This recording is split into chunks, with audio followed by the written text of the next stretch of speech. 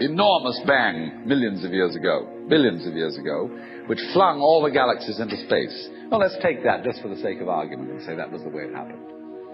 It's like you took a bottle of ink and you threw it at a wall.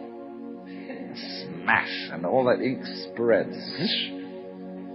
And in the middle, it's dense, isn't it? And as it gets out on the edge, the little droplets are finer and finer and make more complicated patterns. See? So in the same way, there was a big bang in the beginning of things, and it spread. And you and I, sitting here in this room, as complicated human beings, are way, way out on the fringe of that bang. We're the complicated little patterns on the end of it. Very interesting. But so we define ourselves as being only that. If you think that you are only inside your skin, you define yourself as one very complicated little curlicue, way out on the edge of that explosion, way out in space and way out in time. Billions of years ago, you were a big bang. But now you're a complicated human being. And then we cut ourselves off, like this, and don't feel that we're still the Big Bang. But you are. Depends how you define yourself.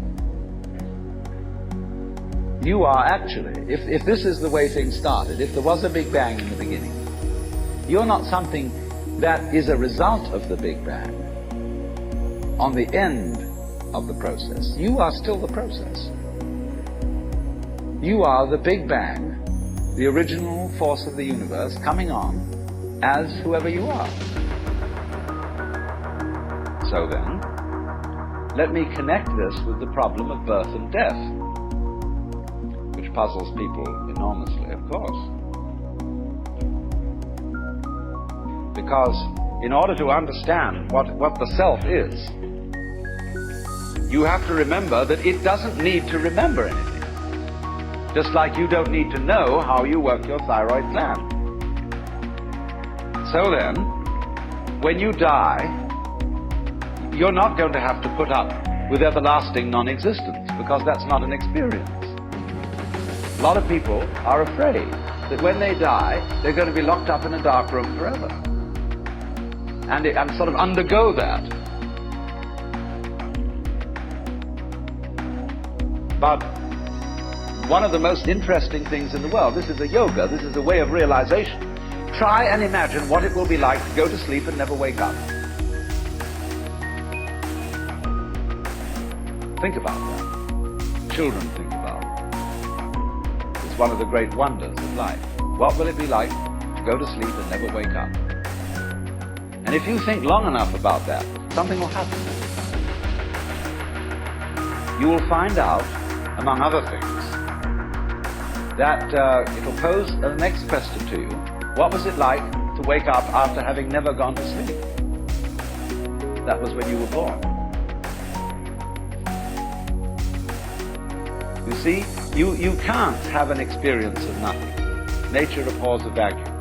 So after you're dead, the only thing that can happen is the same experience, or the same sort of experience as when you were born. In other words, we all know very well that after people die, other people are born. And they're all you. Only you can only experience it one at a time. Everybody is I. You all know you're you. And wheresoever beings exist throughout all galaxies, it doesn't make any difference. You are all of them. And when they come into being, that's you coming into being. You know that very well. Only you don't have to remember the past. In the same way, you don't have to think about how you work your thyroid gland, or whatever else it is in your organism. You don't have to know how to shine the sun. You just do it. Like you breathe. Doesn't it really astonish you that you are this fantastically complex thing? And that you're doing all of this and you never had any education in how to do it? You never learned, but you're this miracle?